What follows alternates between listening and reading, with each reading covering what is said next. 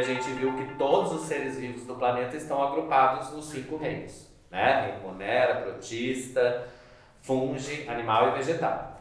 E a gente percebeu que os vírus não estão em nenhuma dessas classificações. Isso se dá em função de que os vírus não são classificados como seres vivos, né? Uma vez que para ser vivo, o organismo ele obrigatoriamente tem que ser celular, tem que ter células que compreendem ter membrana, citoplasma e núcleo. E mais que isso, além de ter um material genético, esse material genético tem que ter capacidade de autoduplicação. Há pouco tempo atrás a gente dizia, para ser vivo tem que ter material genético e capacidade, tem que ter material genético. Ponto. E aí o que acontece? O vírus tem material genético. E aí a gente não podia considerá-los como ser vivo, então a gente ia continuar a frase.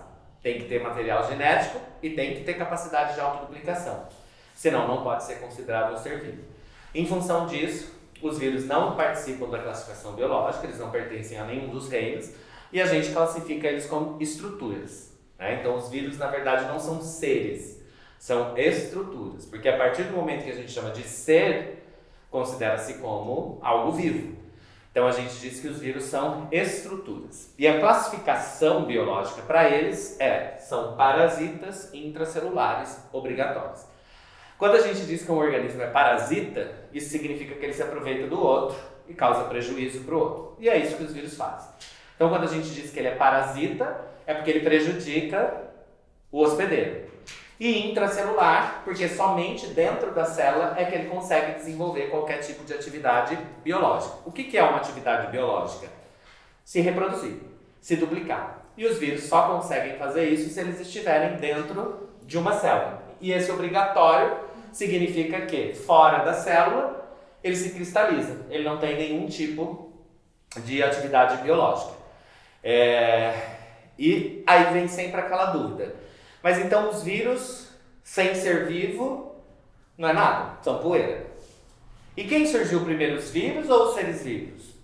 Como eles dependem dos seres vivos, a gente consegue entender que primeiro surgiram os seres vivos e depois os vírus, né? E esses vírus, então, são aí dependentes da vida. Sem vida no planeta, os vírus não conseguem desempenhar nenhum tipo de atividade biológica ou fisiológica. Por isso, classificados como parasitas intracelulares obrigatórios. São acelulares, mas apresentam estruturas de composição.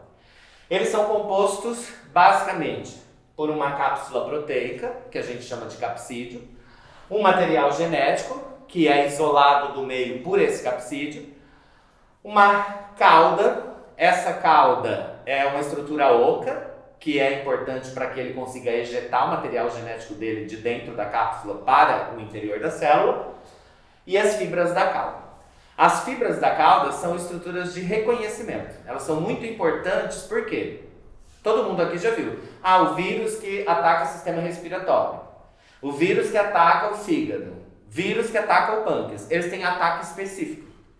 E aí a gente começa a pensar, mas como que ele sabe que essa célula do sistema digestório, como que ele sabe que essa célula do sistema respiratório? Porque ele tem esses sensores químicos, que estão localizados nessas fibras. Então essas fibras conseguem reconhecer pela membrana qual a célula específica. E os vírus apresentam essa especificidade. Eles só atacam um determinado tipo de célula que compõe um determinado sistema.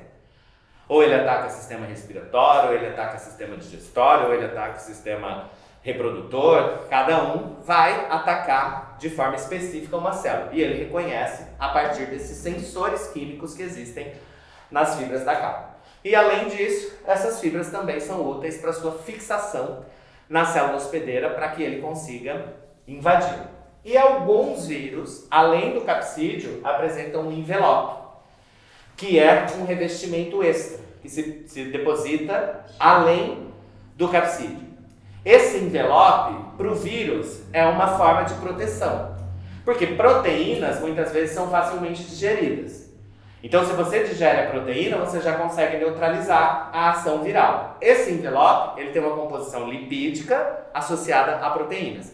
Então, por ele ser hidrofóbico na sua composição, ele repele água. Ao repelir água, ele inibe agentes decompositores, agentes que podem neutralizar a sua cápsula proteica.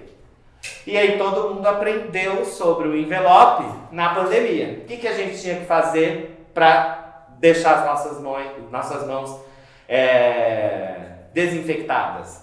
Álcool ou sabão. Para quê? Para destruir a camada lipídica e, consequentemente, destruir o vírus. Porém, para todos isso vai funcionar? Não para todos. Se ele não tiver um envelope com composição lipídica, água com sabão, você vai passar e não vai adiantar nada. Já o álcool, sim. O álcool, incluindo as proteínas, ela desnatura a proteína e também neutraliza a ação viral. Então a gente consegue perceber que é uma estrutura muito simples, mas que apresenta material genético. E ter material genético significa ter potencial de duplicação. Mas eles só conseguem fazer isso se eles utilizarem a energia de uma célula hospedeira, porque para multiplicar o DNA precisa de energia.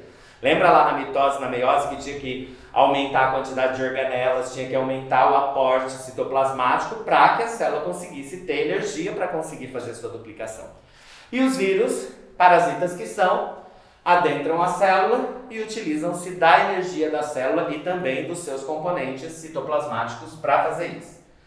Os vírus são classificados de acordo com o tipo de material genético que eles apresentam. Neste aspecto, a gente tem 4 possibilidades de classificação. Os DNA vírus, que são vírus compostos exclusivamente por DNA. Retrovírus, que são vírus que são compostos exclusivamente por RNA, mas apresentam associado ao seu RNA a enzima transcriptase reversa. Lembra que a transcrição é o processo em que o DNA fabrica RNA. Quando a gente diz transcrever ao contrário, ou transcriptase reversa, é fazer o RNA virar DNA, que é o contrário do que acontece naturalmente. Mas foi assim que a vida surgiu. Lembra lá na nossa primeira aula que a gente disse que primeiro surgiram aminoácidos, depois as proteínas, depois RNA e só depois DNA. Então, RNA consegue sintetizar DNA desde que ele tenha na sua associação essa enzima conhecida como transcriptase reversa. E esses vírus, assim que eles invadem a célula, eles transformam o seu material genético de RNA para DNA. E qual que é a vantagem? A vantagem é alterar o seu ciclo viral. Por quê? Um vírus de DNA, ele efetiva o lisogênio, porque ele tem que se associar ao DNA da célula. E para se associar ao DNA da célula, tem que ser DNA. E o retrovírus, ele é um RNA vírus, então ele atacaria dessa forma. Mas ao se transformar em DNA, ele passa a atacar de uma outra forma. Qual que é a vantagem de atacar dessa forma? Ele não precisa abandonar a célula. E não precisando abandonar a célula, ele está protegido pela própria célula. E são aqueles vírus que são mais difíceis da gente conseguir neutralizar. Por quê? Tem remédio para vírus? Não, só não tem remédio. Hoje, a gente tem até alguns medicamentos antivirais, no sentido de que conseguem, inclusive, atacar a nossa célula. Reconhecer a nossa célula hospedada e neutralizar a nossa própria célula. Na verdade, isso é uma quimioterapia, que é útil, por exemplo, no tratamento do HIV, é útil no tratamento da hepatite C, né, que precisa fazer o tratamento com interferon. Mas esses são medicamentos que, na verdade, são bombas químicas que conseguem destruir a sua própria célula para destruir o vírus. Já o vírus que tem o ciclo lítico, quando ele escapa, os nossos anticorpos vão matando um por um. Então, facilmente a gente consegue se livrar desse tipo de vírus. E aí é mais vantajoso desempenhar esse tipo de vírus. O retrovírus mais conhecido é o HIV, né, que vai causar aí a imunodeficiência adquirida. Depois a gente tem vírus que são exclusivamente compostos por RNA e não associados à transcriptase reversa. Esses vírus de RNA ou RNA vírus, eles podem ser classificados como RNA vírus positivo ou RNA vírus negativo.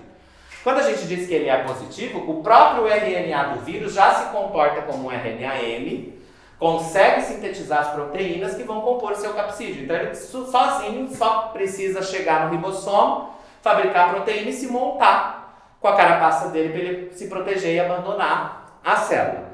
Já o RNA viral negativo é aquele que ele não consegue ainda sintetizar a proteína, então ele vai ter que se associar ao DNA da célula para sintetizar um RNAM para produzir as proteínas do seu capsídeo.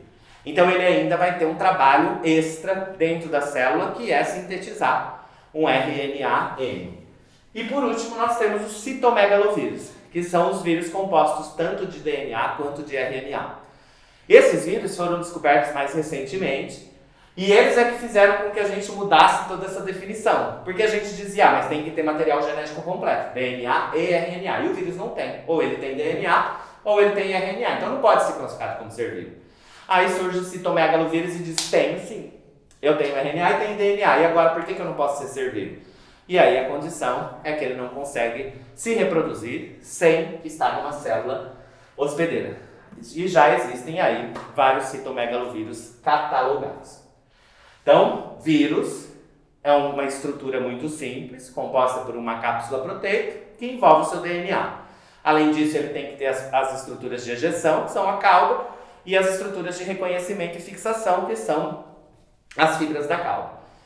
O vírus do Covid ficou muito famoso, o desenho dele. E vocês viram que ele tinha vários dessas caudas e várias fibras da cauda. Por isso ele é tão rápido e tão efetivo. Imagina que eu tenho uma flechinha que eu tenho que acertar. Eu tenho uma chance. O da Covid ele tem um monte. Então agora você vai jogar uma bolinha cheia de espeto. Qualquer coisa que você jogar ele agarra na célula. Então ele tinha essa eficiência muito mais efetiva do que o vírus que eu desenhei aqui, que é um bacteriófago, que ataca exclusivamente bactérias. Então aí estava a explicação do sucesso que o coronavírus tinha, e bastava eu respirar um arzinho com um pouquinho dele e ele já conseguia se fixar nas minhas células. Então, dependendo da quantidade de fibras, maior é a efetividade desse vírus reconhecer a sua célula hospedeira. Quando a gente fala em reprodução do vírus, a gente não pode chamar de reprodução, porque se a gente falar reprodução é um ser vivo. Então a gente chama de ciclo viral.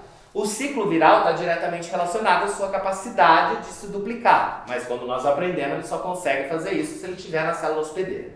E existem dois tipos de ciclos virais: o ciclo lítico e o ciclo lisogênico. A grande diferença entre eles: o lítico tem um ciclo citoplasmático, ele vai se desenvolver no citoplasma da célula, enquanto o lisogênico tem um ciclo nuclear, ele vai se desenvolver no núcleo da célula.